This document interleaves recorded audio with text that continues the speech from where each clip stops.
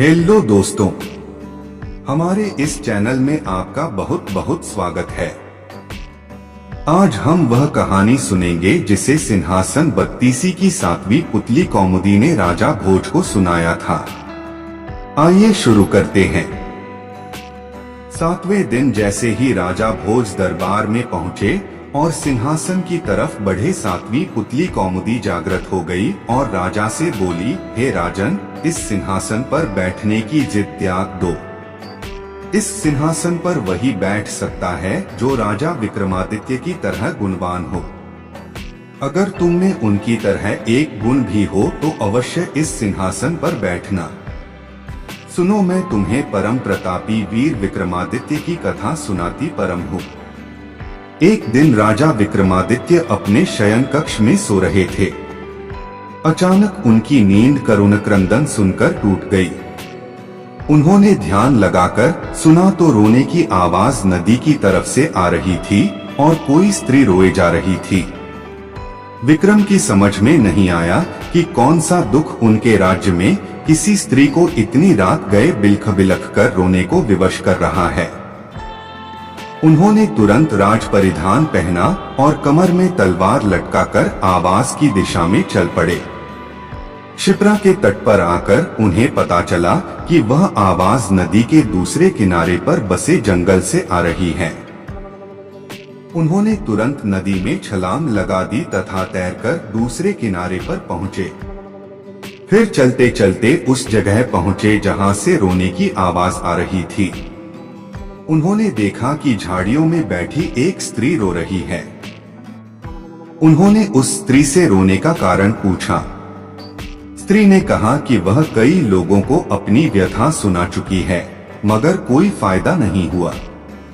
राजा ने उसे विश्वास दिलाया कि वे उसकी मदद करने का हर संभव प्रयत्न करेंगे। तब स्त्री ने बताया कि वह एक चोर की पत्नी है और पकड़े जाने पर नगर कोतवाल ने उसे वृक्ष पर उल्टा टंगवा दिया है। राजा ने पूछा, क्या वह इस फैसले से खुश नहीं है?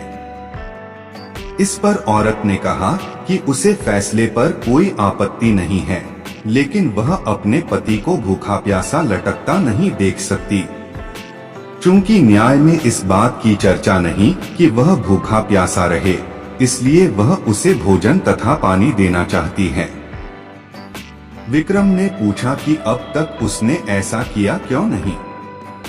इस पर औरत बोली कि उसका पति इतनी ऊंचाई पर टंगा हुआ है कि वह बगैर किसी की सहायता के उस तक नहीं पहुंच सकती और राजा के डर से कोई भी दंडित व्यक्ति की मदद को तैयार नहीं होता।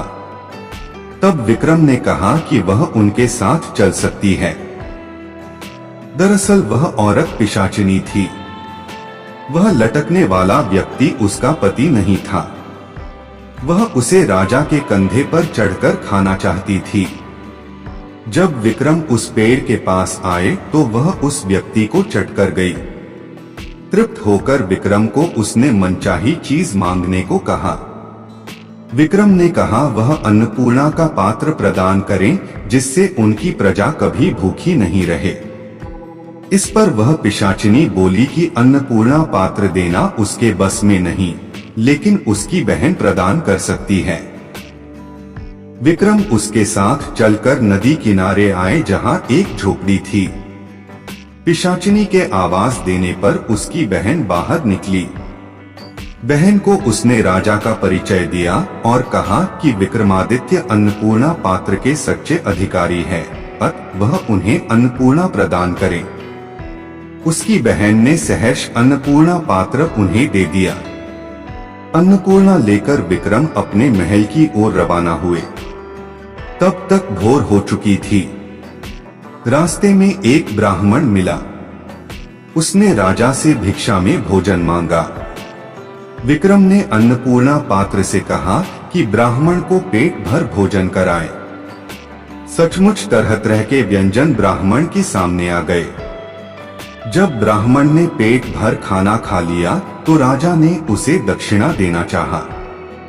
ब्राह्मण अपनी आंखों से अन्नपूर्णा पात्र का चमत्कार देख चुका था, इसलिए उसने कहा, अगर आप दक्षिणा देना ही चाहते हैं तो मुझे दक्षिणा स्वरूप यह पात्र दे दें, ताकि मुझे किसी के सामने भोजन के लिए हाथ नहीं फैलाना पड़े। विक्रम ने बेहिचक उसी क्षण उसे वह पात्र दे दिया। ब्राह्मण राजा को आशीर्वाद देकर चला गया और वे अपने महल लौट गए। कौमुदी बोली, बताओ राजन, क्या तुम ऐसा कर पाते अगर राजा विक्रम की जगह होते? इतना कहकर कौमुदी पुन सिंहासन में जाकर जड़वत हो गई। राजा भोज विचारों में खो गए और सिंहासन पर बैठने का अन्य उपाय खोजने लगे। अगले दिन 8वीं पुतली पुष्पवती की कहानी हम अगले एपिसोड में सुनेंगे। दोस्तों, आप इसी तरह कहानी सुनते रहे, खुश रहे और हमारा चैनल जरूर सब्सक्राइब कर ले। धन्यवाद।